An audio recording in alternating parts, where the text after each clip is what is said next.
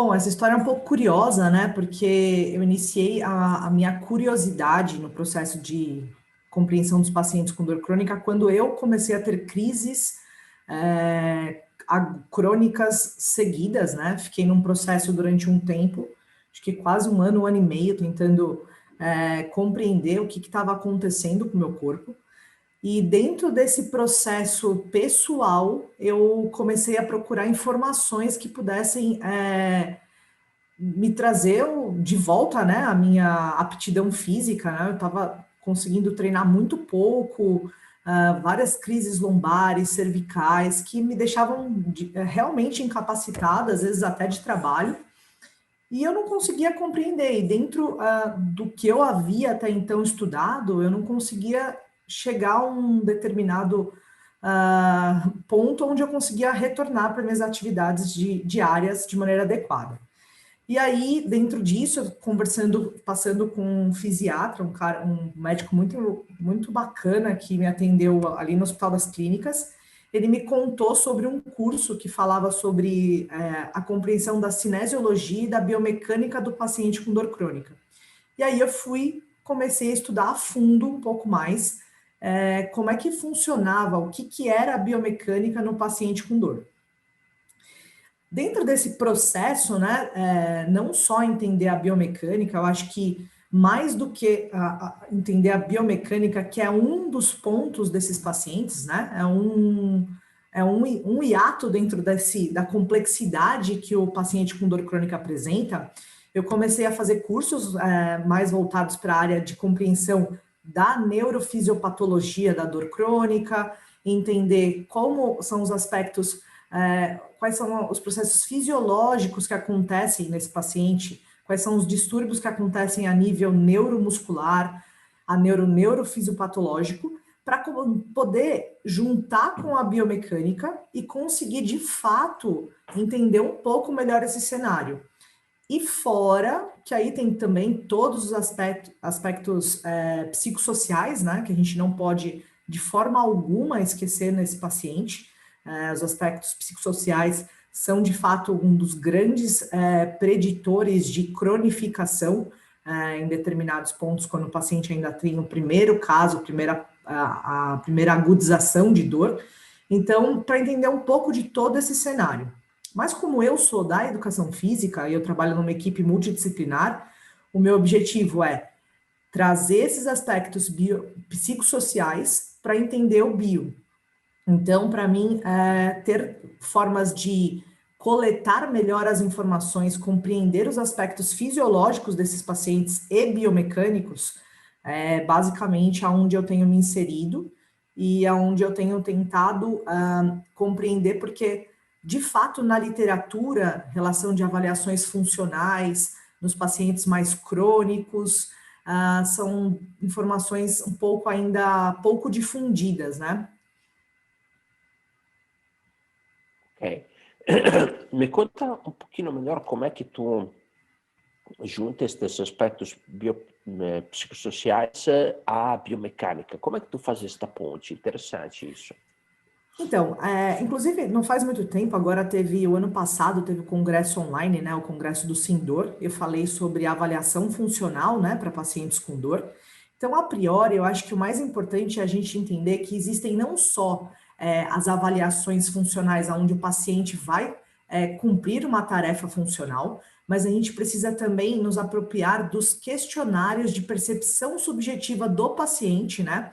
Que é o relato do paciente sobre, por exemplo, no caso, a sua incapacidade. Então, nós temos diversos questionários que podem nos auxiliar no processo, principalmente para escolher os testes funcionais que são mais interessantes.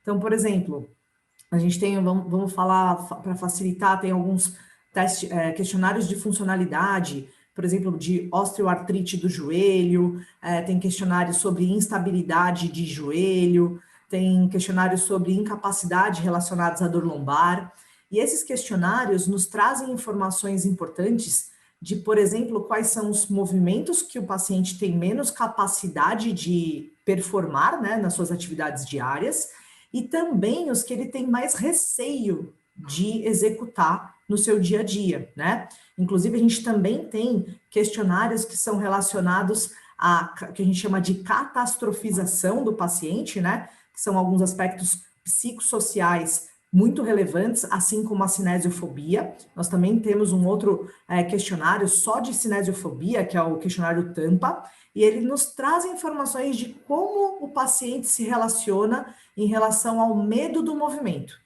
E isso é fundamental na minha prática clínica para que eu possa ser assertiva e não gerar de cara, por exemplo, num processo avaliativo, o que a gente chama de backfire, né? Que é o afastamento, eu pego e ponho um teste, que é um teste que provoca medo, que provoca uma sensação de insegurança no paciente. Então, através desse primeiro screening, né, eu faço uma avaliação dos questionários para entender o que eu posso usar ou não com esse paciente.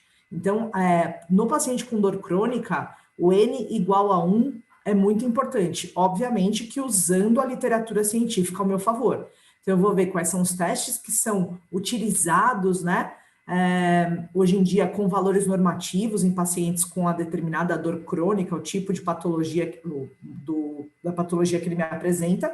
E aí eu faço um screening através dos questionários para aí sim aplicar um teste funcional de maneira adequada, seguindo o modelo centrado no paciente, né? Respeitando os aspectos psicossociais também.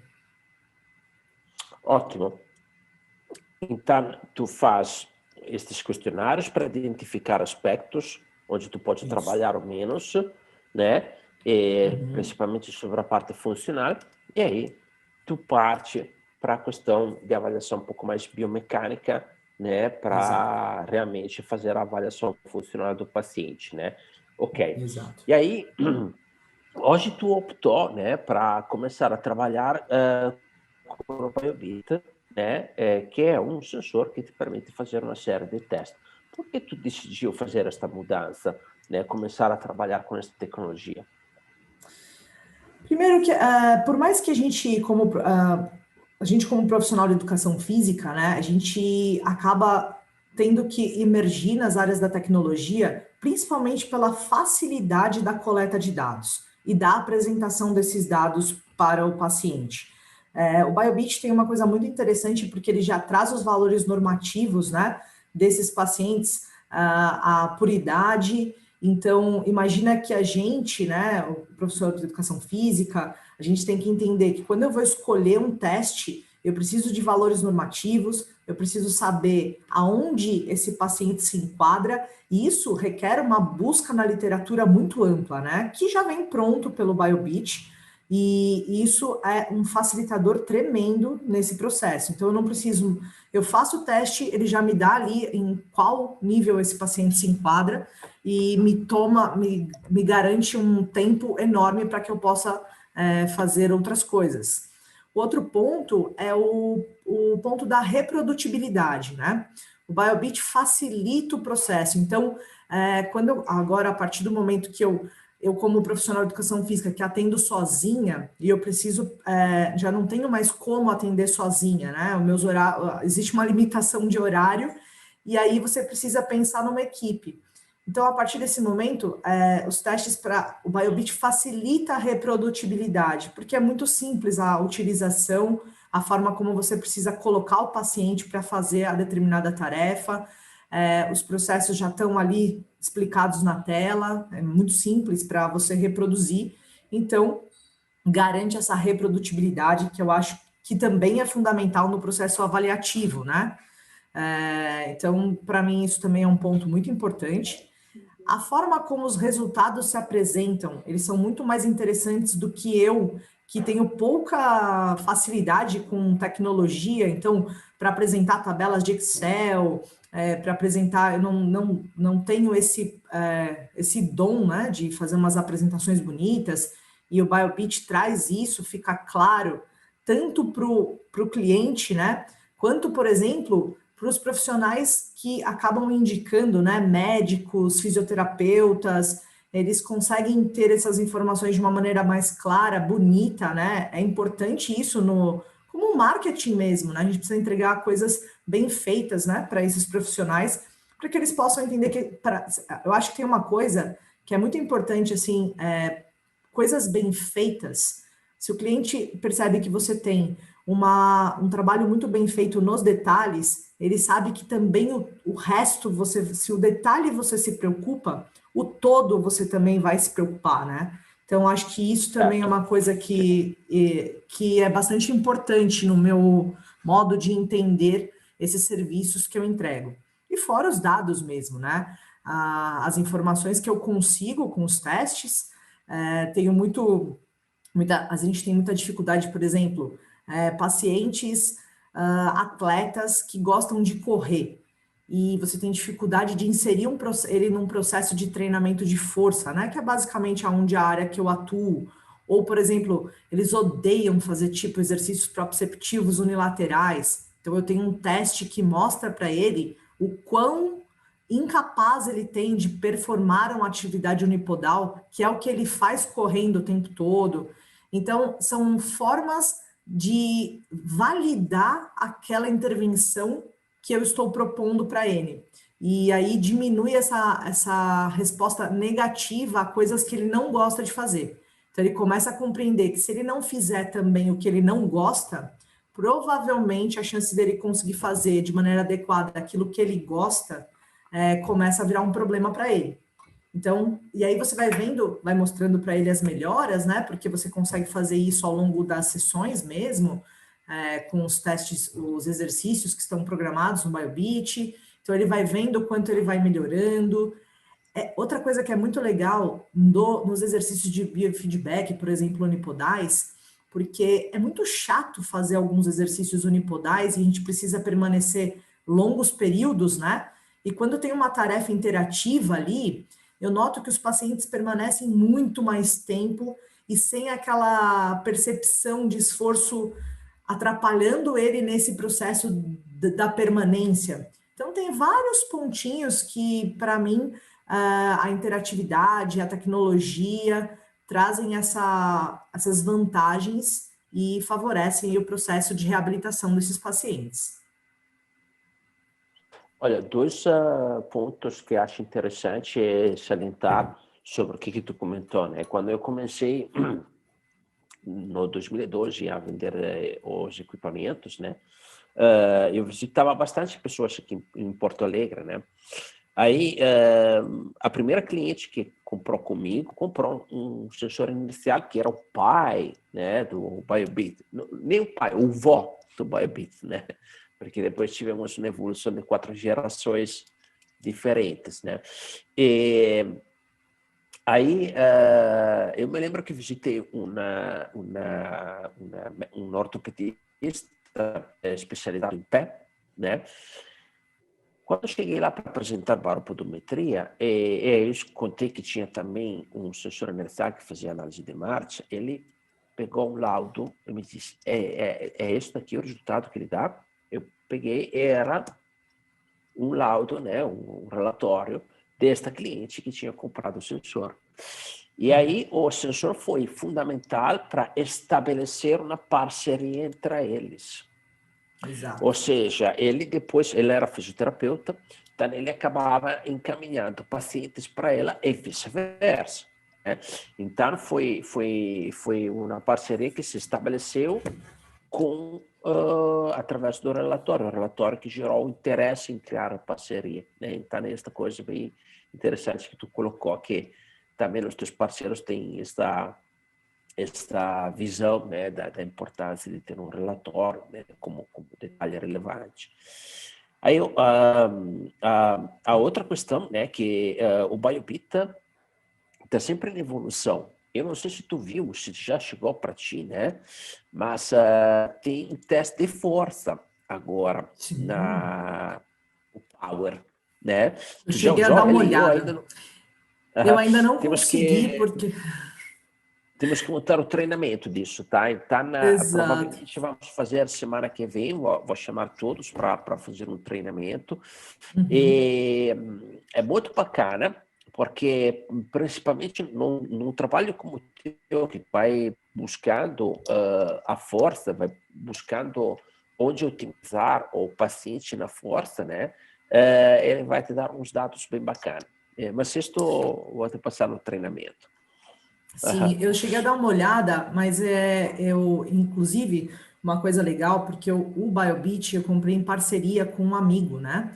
Então a gente fica, cada semana, um fica com o aparelho, né, para utilização e tal. E aí, o Luiz, um amigão meu, e ele trabalha muito com marcha, né, com pacientes com dor crônica, ele tem uma experiência de acho que uns 10 anos ou mais em marcha com pacientes com dor crônica. Então, essa semana tá com ele, eu tô super animada para receber aí de novo na semana que vem para dar uma testada aí nesses testes de força, Sim, porque para sim, mim isso é fundamental. Alguns pacientes com dor, eu tenho bastante dificuldade para aplicação dos testes de salto, né? Eles têm, aí entra o lance da cinesiofobia, do medo do movimento, enfim, então eles não, às vezes eles estão com medo de andar, quem dirá de saltar. Então, os testes onde eu não preciso usar saltos para mensurar força, para mim vai ser bem importante. Eu estou bem animada com essa o novo processo aí que entrou no BioBeat. E estou louca para ver esse treinamento aí também, para poder começar a aplicar o quanto antes, né? perfeito. Escuta, Priscila, queria ver uma coisa, né? Aí tu tens tu colega, o Luiz, que trabalha principalmente com teste de marcha, tá? E quais são os testes que tu aplica mais? Então, depende muito do tipo do paciente, né? Então, como eu te falei, o questionário vai nortear o meu trabalho, né? O teste de marcha eu aplico em todo mundo. A marcha é um dos pontos mais, na dor crônica, bastante discutidos, né? Então, a avaliação da marcha, para mim, é sempre bem importante, sempre utilizo. Os saltos, dependendo, principalmente quando é salto, quando é dor no atleta, né? Aí eu vou escolher. Normalmente eu utilizo a relação entre counter movement e o squat jump, né? Que nos dá essa diferença para a gente poder compreender se o paciente está em falta, em déficit de força máxima ou se ele está em déficit de força elástica. No esporte, isso para mim é fundamental. Dependendo do esporte, eu dou ênfase. Normalmente eu uso os dois, né? Eu costumo usar os dois. Dependendo do Sim, esporte, se é um esporte de saltos, eu uso o drop jump também, que é bastante importante, por exemplo, em atletas tipo basquete, vôlei. Então aí eu acabo utilizando também o drop jump. O teste unipodal eu também aplico em todo mundo. de É equilíbrio, né? impressionante. Isso, do equilíbrio, isso. É que eu chamo de teste unipodal por uma mania aqui da minha área. O teste de equilíbrio, para mim, ele é muito importante porque a gente percebe claramente em pacientes com dor a falta, a incapacidade do apoio unipodal. Desde o atleta, isso acontece muito em atleta de alto rendimento também. Então, o cara tem um bom salto, tem um super salto no squat jump, um super salto no counter movement, você coloca o cara no apoio, no teste de equilíbrio, ele performa muito mal, né? E eu trabalho bastante essa incapacidade que a gente não sabe, nem sempre sabe se ela vem do pé, se ela vem do quadril, se ela vem do tronco, se ela vem do fêmur, mas a gente procura, através da observação também, né? Não só análise quantitativa, mas análise qualitativa, identificar essas diferenças e aí poder usar a intervenção ao meu favor. Então, é um teste que eu uso muito, né?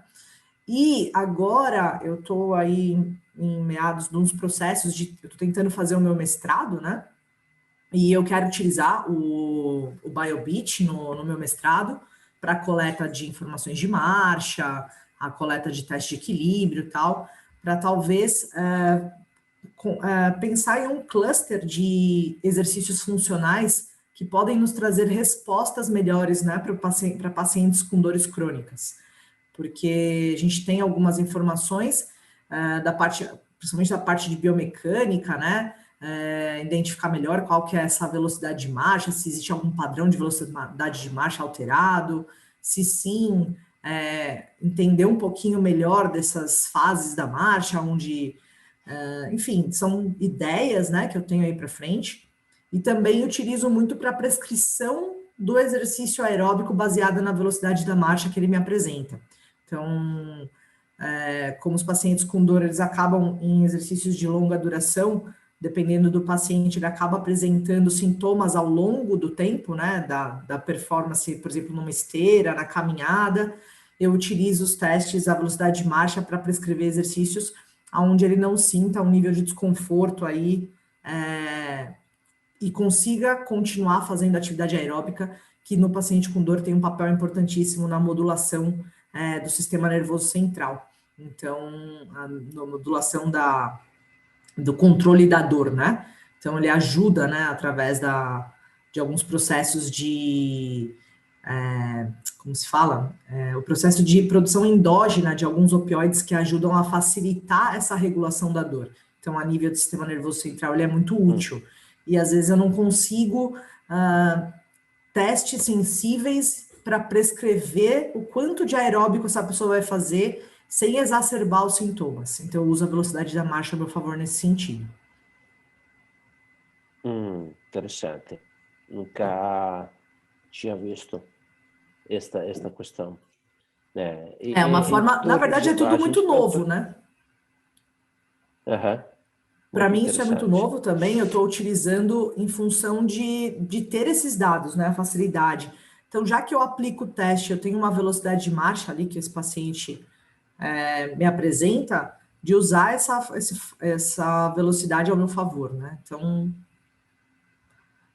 tipo um teste de positivação em dor na marcha, sabe? Uma coisa meio... umas ideias aí que eu ando tendo. Não, é bem interessante. Nunca tinha ouvido desta possibilidade. Bem interessante, bem interessante. Vou falar também com o Guilherme desta questão aqui, que acho que ele nunca também tinha escutado isso.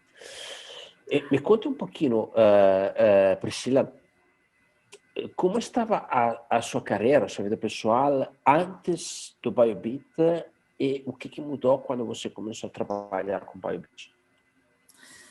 Bom, acho que o Biobeat, ele traz também uma coisa, né? Você, a partir do momento que você pega uma ferramenta nova, cheia de tanta informação, é a hora que você senta a cadeira e fala assim, cara, preciso estudar, né? Você senta na cadeira e começa a procurar, olhar as literaturas.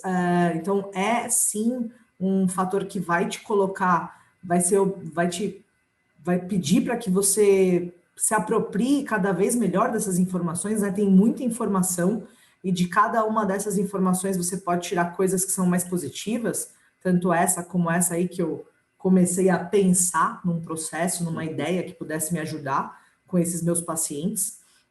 Então, eu acho que isso é importante, então ajuda a gente a sentar mesmo, estudar, porque nesse grupo de pacientes não dá para ficar parado, é estudo semanal, a cada paciente é um N novo, é uma patologia nova que você precisa estudar. Normalmente é bem comum, né, na área da dor, que as pessoas se especializem em joelho e quadril, joelho, pé e quadril, coluna e dor cervical. Eu acabo recebendo pacientes dos mais diferentes tipos, né? Então, para tentar compreender essas avaliações nos pacientes, eu preciso sentar bastante para estudar. Realmente, avaliar da forma não tecnológica leva muito mais tempo, né? Então, sobra mais tempo na agenda para atender, para fazer contatos, network, para estudar também, inclusive. Então, acho que isso auxilia bastante nesse processo. Eu acho que, assim, e vai te dando novas ideias, né? Vai te permitindo novos contatos, novas possibilidades. Então, eu venho numa imersão na dor crônica, né? E também o Biobeat entrar na minha vida, voltou a me fazer recordar a profissional de educação física que eu sou, né? Porque eu estava trabalhando bastante no processo de reabilitação, mas como que eu, profissional de educação física, trago a educação física para o processo de avaliação. Então, voltar a estudar um pouco sobre os testes de saltos, voltar a estudar um pouco mais da biomecânica da marcha. Então, acho que nesse processo de retomar algumas coisas que são fundamentais, voltar a estudar periodização, eu acompanho bastante o trabalho do Guilherme, gosto muito do trabalho dele, acho que foi através de uma live dele que eu comecei a conhecer dele com vocês, né? Eu não lembro se eu vi a live da Kinetec, que me chamou a atenção, falando sobre testes de saltos. Isso lá atrás, quando ele ainda estava, ele deu aquela planilha de saltos, né? Eu fui tentar fazer os saltos. Isso, fui tentar fazer os testes de saltos no vídeo, e aí eu vi o quanto aquilo me tomava de tempo e acabava não sendo prático no meu dia a dia, né? E aí acabava sendo impossibilitando a minha prática de utilização de saltos. Isso faz mais de 2 anos, eu fiquei com isso na cabeça. Na pandemia voltou a minha ideia, né? Eu comecei a estudar um monte de coisa, tinha mais tempo, comecei a sentar para estudar, e aí eu retomei esse processo, conversei com esse meu amigo que avalia a marcha. Ele também já estava namorando o aparelho há um tempo, e aí a gente juntou a fome com a vontade de comer e conseguimos aí fazer a compra e estamos utilizando aí de diversas formas. Ok. A minha pergunta agora era justamente entender por que vocês escolheram o Bybit, mas acredito que você já me respondeu bastante, tá? E agora eu quero ver um pouquinho na utilização que você está fazendo, né? Os principais erros que percebeu que cometia após começar a avaliar com o Bybit. Né?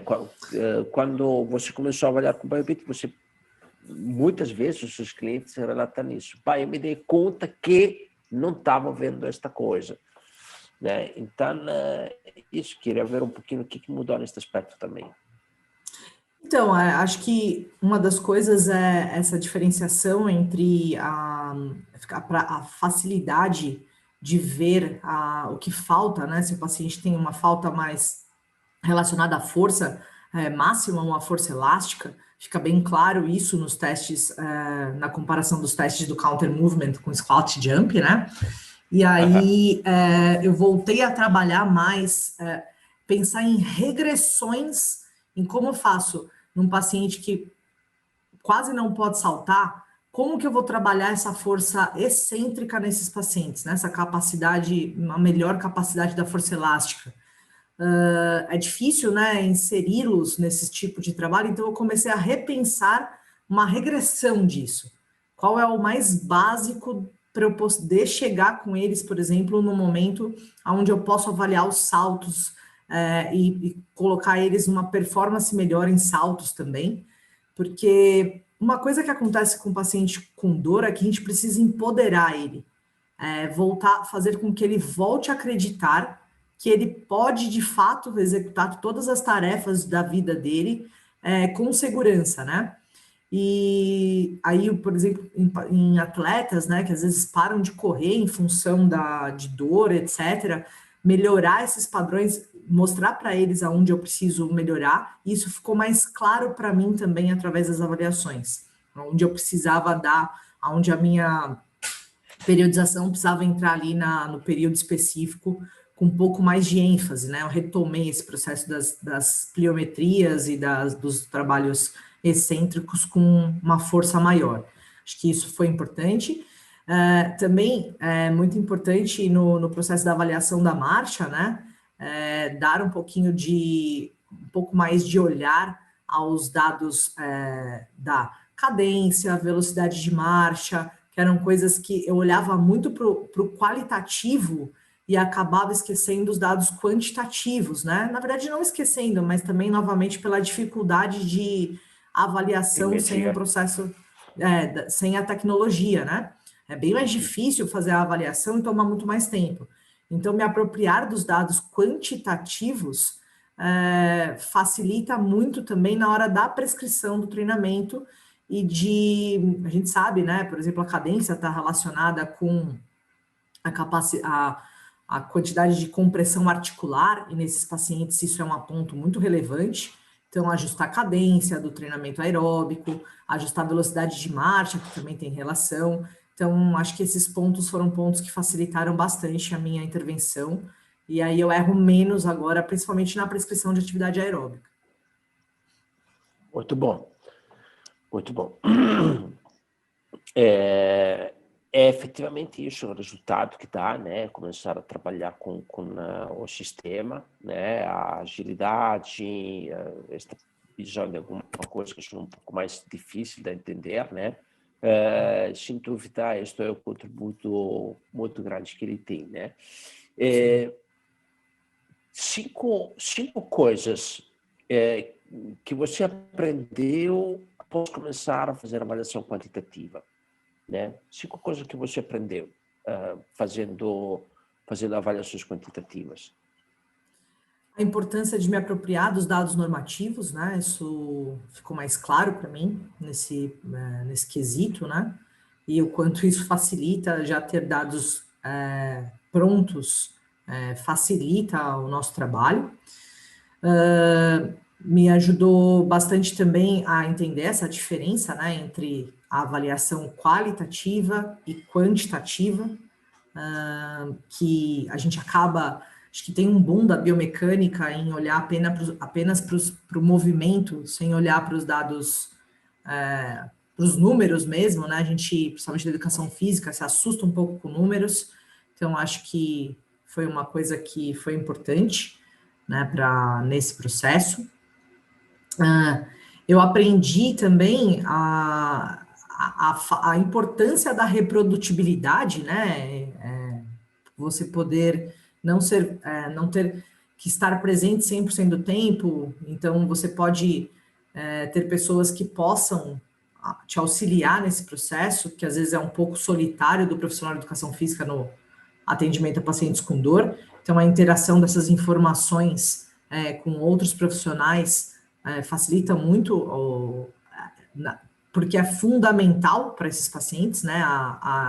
Não a mas a interdisciplinariedade, né? Porque a multidisciplinariedade, cada um acaba trabalhando no seu lugar, são múltiplos profissionais de diversas áreas trabalhando, né? Para o paciente com dor é importante a interdisciplinariedade, que a gente consiga encontrar as intersecções para que a gente possa entender melhor esse paciente nessas intersecções onde as diversas áreas conversam. E aí, esses dados fornecem informações importantes para médicos, para fisioterapeutas, para profissionais de educação física, para que a gente possa atuar de uma forma melhor. Bom, eu acho que a importância da tecnologia, tá? A importância da tecnologia, a gente vê cada vez mais que sem a tecnologia vai ficar mais difícil trabalhar, a gente vai ter dificuldade e quando você quer crescer e transformar o seu trabalho num trabalho maior, um trabalho que possa atingir um número maior de pessoas, porque é uma lacuna muito grande, né? Profissionais de educação física que atuam na área da dor crônica, é difícil trabalhar e as pessoas acabam, a gente está acostumado com alegria, felicidade, coisas lúdicas, entrar no processo de atendimento a pacientes com dor crônica é um pouco mais intenso, né? O paciente, a gente não está acostumado, o fisioterapeuta está mais acostumado, o profissional de educação física não. Então, para trazer essas coisas lúdicas, né, do BioBeat, que pode trazer uma forma diferente do paciente encarar a reabilitação, então acho que trazer esse lúdico de volta também é importante. E por fim, a importância de ter dados coletados, né? Acho que ter dados para comparar, para validar o que você tem feito, ou até mesmo para você ter a humildade de ver o que você fez de fato não está funcionando, você acha que está funcionando, mas não está, e que você tenha a possibilidade de rever isso e tentar uma nova forma, uma nova estratégia de trabalho, né? Eu acho que a gente tem muito medo de errar e ter dados começa a te mostrar, a olhar, te faz ter humildade para saber que o que você acha maravilhoso nem sempre funciona, né? No paciente, no atendimento individual, o N tem que ser igual a 1, respeitando essa abordagem centrada no paciente, respeitando a literatura, mas às vezes coisas que você acha super fantástico, ou seus próprios vieses, né? Você acaba tendo a humildade de nem sempre tudo que você acredita tem a eficiência que você acredita de fato, então você revê isso e busca novas alternativas, porque o importante é que o paciente melhore, né? Olha, esse assunto aqui que tu colocaste agora, né, de ter humildade para se colocar em discussão, né? Estou lendo agora este livro aqui que se chama Startup Enxuta, né? Que fala justamente desta questão que quando uma pessoa vem com uma ideia, vai dar certo, isso daqui funciona, resolve tal problema, funciona muito bem. E aí ele parte a mil com uma ideia, já trabalha como um desgraçado para montar a ideia daquele jeito ali. Depois, quando ele vai testar no mercado, quando vai lançar realmente no mercado, fracassa. Por quê? Porque, na verdade, as ideias, as opiniões, as suposições não são realidade, né? São ideias. E às vezes os tratamentos também, né? A gente percorre um caminho, acha que está funcionando, depois um pouquinho vai ver o paciente para de vir, mudou de profissional, porque na verdade não está tendo o resultado que ele está querendo, né? Exato. E aí o dado te coloca neste norte aí. Olha que, na verdade, não estamos tendo a melhor de verdade, né? E aí, isso daqui é um pouquinho desafiador, porque tu sai das tuas suposições, das tuas ideias, tu encara a realidade, né? E aquele é um momento bastante crítico para um profissional, porque né, admitir que estava errado não é fácil, né? Ninguém gosta disso. E ali, na verdade, que é o momento de crescimento do profissional. Sim, totalmente. Tem essa humildade que tu comentou, é um momento que ele muda o seu nível, entendeu? E tem outras coisas, né, Cris? Por exemplo, no paciente com dor, que você faz a aplicação de questionários, né? E aí você percebe, às vezes também ao contrário, que por mais que o paciente não tenha melhorado, talvez, nos dados, né? Por isso que eu acho que a importância de utilizar as ferramentas de uma forma global, né? Entender o que é importante em cada patologia. Então, às vezes você vê que o cara pouco melhorou aqui nos aspectos físicos, que é muito comum, né? Que a biomecânica não responda à dor do paciente, ou que a dor do paciente não, a mecânica melhore e a dor não, ou que a mecânica esteja ruim e o paciente não tenha dor. Então, assim, tem milhares de fatores na dor que a gente leva em consideração. E quando você, às vezes, pega... O cara não melhorou tanto aqui nesses resultados, mas aí você pega os questionários e ele está com respostas muito melhores sobre a percepção dele de funcionalidade. E no paciente com dor, como os aspectos psicossociais são muito importantes, então a gente tem que ter esse jogo de cintura para entender esse todo, né? E a gente tem uma coisa que eu acho que o profissional de saúde, às vezes, acaba sendo muito apaixonado por técnicas, né? Então, a gente tem diversas formas de trabalhar com o paciente.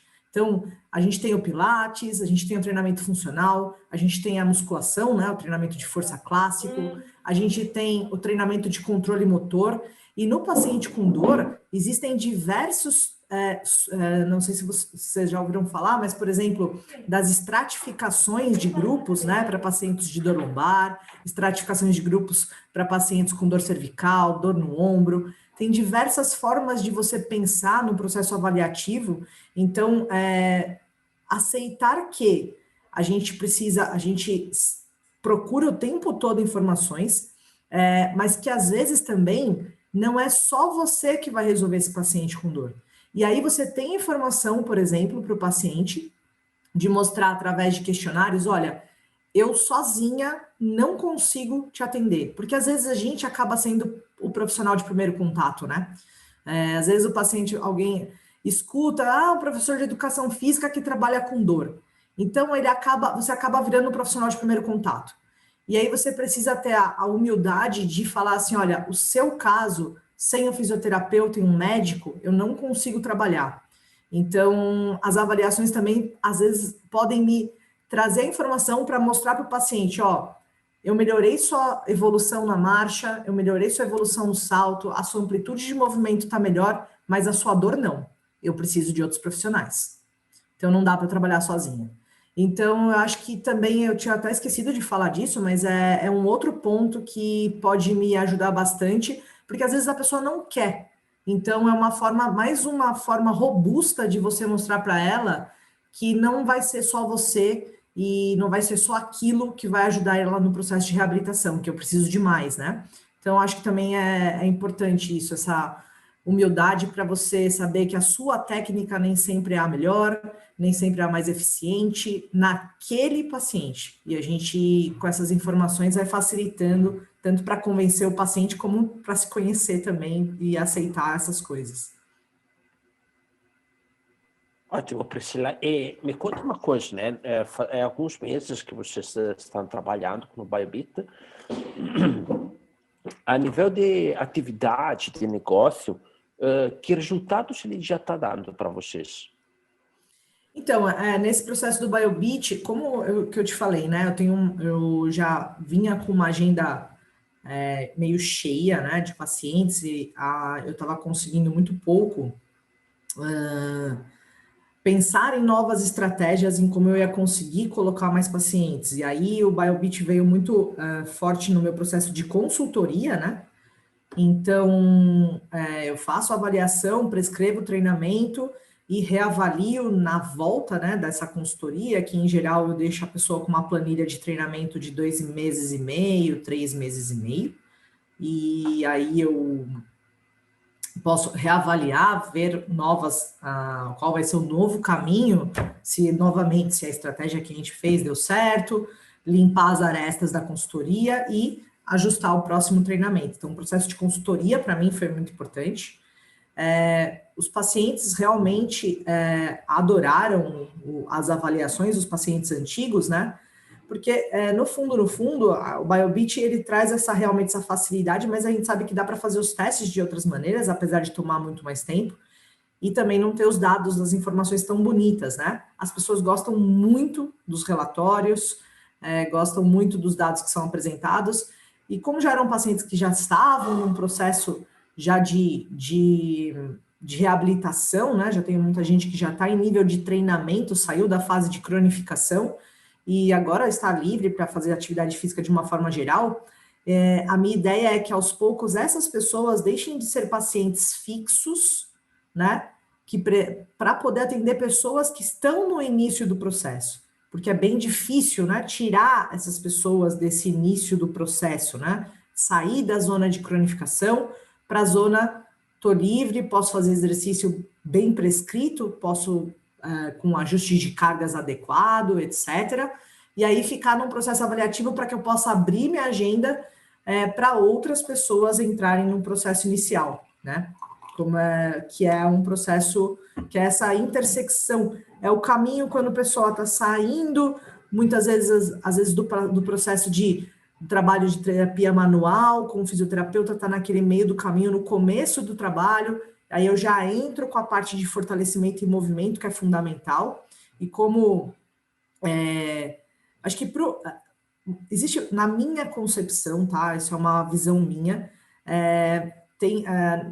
Tem fisioterapeutas que trabalham bastante com terapia manual, e aí falta um pouco para eles a capacidade de prescrição e ajuste de cargas de movimento. Eu acho que a gente da educação física, esse é o nosso trabalho, ajustar, avaliar, interpretar e ajustar a carga de treinamento para que o paciente não tenha a exacerbação dos sintomas por causa da atividade física, né? Porque tecidos muito sensibilizados a nível do sistema nervoso central, quando ele recebe uma carga excessiva, ele pode amplificar o sintoma. Então, você tem que ter a dose certinha e não é fácil, a gente sabe que não é fácil esse ajuste, não é fácil no atleta, não é fácil para o praticante de atividade física. Então, assim, é muito sensível isso e o profissional de educação física sabe fazer isso como ninguém.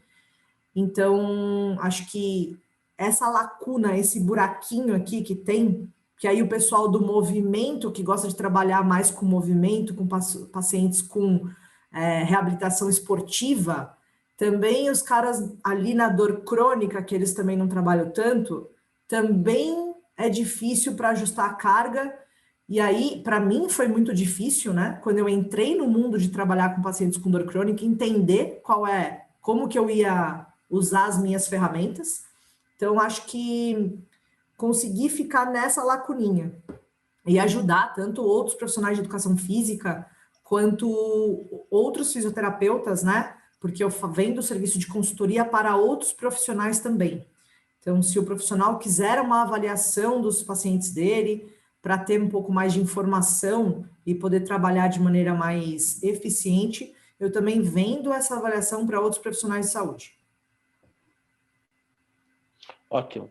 Sim, eu sempre falo que, normalmente, né, o ortopedista, o médico, é estrutura, fisioterapeuta é função, né, vai colocar a função a se ativar, e o educador físico é desempenho, é aquele que depois, né, liberta praticamente a pessoa dos tratamentos, né, é aquele que permite depois o paciente para um pouquinho a sua condição.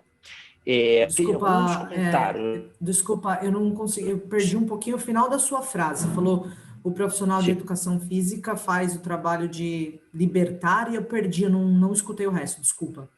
sim. Passando o paciente da mente a aluno, ou seja, depois ele já tem condição, né, de se condicionar, de Sim, eventualmente melhorar o seu rendimento, o seu desempenho, né? Então, sim. é uma evolução, né? É uma Mas só uma evolução. coisinha, Cristiano, só uma coisinha que eu quero pontuar aí, porque o profissional de educação física, dentro das atribuições dele, também está o processo de reabilitação. Então, essa, essa é a intersecção que eu te falo entre o profissional de educação física e o fisioterapeuta. No processo Exato. da reabilitação, ali, antes mesmo de sair do paciente, o profissional de educação física deve e precisa estar nesse processo, né? Porque é essa lacuna que eu falo para você, que é onde o profissional de educação física precisa entrar dentro da área da saúde, né? A gente está Sim, muito na área sim, sim. fitness, mas a gente precisa entrar nesse processo reabilitativo, porque exatamente isso da especialista em ajuste de carga, e é também atribuição do profissional de educação física, não só do fisioterapeuta, né? Então, eu acho que a gente está nesse bolo e a gente está definindo, tem poucos profissionais na área da saúde, na minha opinião.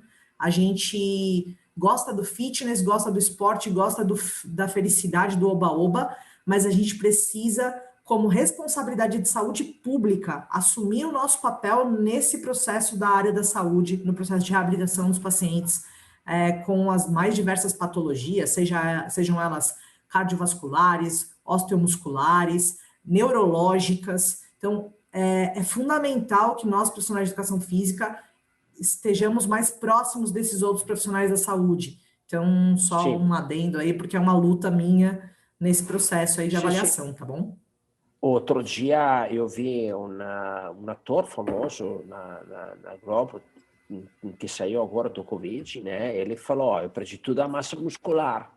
Então ali Exato. agora né, ele está fazendo eventualmente fisioterapia ainda, mas já Uhum. é o momento dele começar a recuperar massa, de começar a Sim, recuperar. Então ali sim, entra o papel do educador físico junto nesta sim. fase de reabilitação dele, né? Sem dúvida. Exato, exato. Aham. E é aí que também é o que eu falo, os profissionais de educação física, eles precisam se preparar para esse local. Não dá para eu sair da academia e querer reabilitar um paciente de Covid, certo? Eu tenho que estar mais antenado com a área da saúde, né? Porque aí o ajuste de carga é fundamental. Se você erra o ajuste de carga aí, você debilita mais esse paciente. Então, assim, é isso. O profissional de saúde precisa sair da nossa zona de conforto, é uma zona de conforto, é muito confortável trabalhar com paciente saudável, tá? Apesar de ser difícil também, nós sabemos das dificuldades que nós temos com pacientes saudáveis, ou sedentários, que seja, mais saudáveis, e sair para assumir nosso papel aí na área de saúde de verdade, né? Faz muito Aham. pouco tempo que o profissional de educação física entrou, de fato, dentro do SUS como profissional de saúde. Então, são pouquíssimos ambulatórios de saúde que contam com profissionais de educação física. E a gente precisa assumir esse papel. Aham. Sim, eu tenho bastante clientes, né, que estão com clínicas multidisciplinares, né? Onde sempre tem um educador físico. Na verdade, às vezes é o grupo maior, tem mais educadores físicos que fisioterapeuta, né? Mas isso daqui acho que é uma realidade que vai ficar sempre mais presente, né? É interessante saber que o SUS também está começando a ter essa interação ali, porque realmente é muito importante, porque a sociedade está precisando mesmo, né? É uma sociedade sedentária, uma sociedade que não tem estímulo de verdade, né? A gente tem, mas parece que tem, mas na verdade a pessoa gosta de ficar no sofá, esta é a realidade, né? E uma pessoa que está se recuperando precisa se movimentar e precisa de um educador físico para fazer isso. Priscila, tem alguns comentários aqui, deixa eu só pegar aqui que quero ver os comentários que tivemos. Então, Adriana Pereira, existe a possibilidade de envio do questionário? Adriana, eu acho que você está comentando nos questionários que a Priscila está utilizando para os pacientes, né? Depois, no final, a gente vai pegar... vamos deixar os contatos da Priscila. Acredito que depois você pode contatar a Priscila para bater um papo com ela, né, Priscila? Sim, eu tenho... todos os questionários estão disponíveis na literatura, né? Mas se ela quiser alguma informação para facilitar um pouquinho o processo, também eu fiz um curso apenas para compreender melhor como se aplica, como se entende os questionários de dor musculoesquelética, com a professora Thaís Chaves, que é uma professora fantástica da USP de Ribeirão Preto, se eu não me engano, posso estar falando besteira, mas é uma pesquisadora fantástica, eu fiz o curso dela, mas eu posso sim fazer o contato para indicar os cursos, dar algumas informações sobre questionários. Eu sou um baby perto da professora Thaís, mas eu posso ajudar da maneira que for possível. Ótimo. E aí, sempre a Adriana pergunta, parabéns pelo fantástico trabalho, qual para que possa fazer o orçamento da tecnologia. Bom, Mariana, ali, depois eu vou mostrar no nosso Instagram, você tem como acessar lá para fazer um cadastro conosco e a gente conversar com você, tá? Eu vou mostrar isso daqui a um pouquinho. Depois, Shirley Pinheiro vem com um comentário que tem tudo a ver com a nossa última fala. Que legal saber que profissionais de educação física atendem reabilitação de pacientes. Achei que era somente com a melhor condição física e de atletas, né? Ok, era um comentário sim. Bom, continuando aqui, queria ver uma coisa a mais. O nome da Adriana? Já li agora. Sim, já respondi. Que vou mostrar agora o link. Priscila, se você tivesse que indicar o BioBit para um amigo, o que você falaria para ele? Bom, eu falaria, primeiro ponto, né? A gente não tem como prescrever sem avaliar e dar um tiro no escuro, né? Você pode perder muito tempo e, às vezes, a lacuna que você tem em fazer com que você realmente faça com que o cliente aceite seu trabalho e permaneça com você, né? Profissional de educação física, ao contrário da fisioterapia, às vezes trabalha com pacientes por longos tempos, né? Uma continuidade de trabalho. Fisioterapia, às vezes, passa por um processo e aí o paciente vai embora. Então, essa janela de oportunidade de convencer o paciente de que seu trabalho é realmente eficiente, realmente bom, eu acho que parte de um processo avaliativo para que você possa ser mais assertivo e mais rapidamente consiga atingir os objetivos, alinhar as expectativas, né? Que é outro processo muito importante. Você pode alinhar a expectativa com o paciente, né? Fazer um prognóstico do que você acredita ali de melhora. Então, avaliar sem prescrever, para mim, hoje em dia, cada vez mais fica claro que é dar um tiro no escuro e pode dar muito certo, mas pode dar muito errado. Então, acho que é fundamental a gente avaliar para poder prescrever exercício, né?